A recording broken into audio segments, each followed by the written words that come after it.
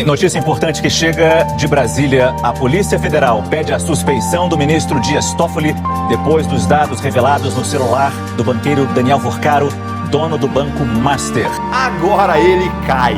A Polícia Federal acha provas contra Toffoli no celular do Vorcaro, após identificar no celular do banqueiro Daniel Vorcaro conversas com o ministro Dias Toffoli. Vamos entender esse troço. Cara, isso aqui é uma bomba, meu amigo.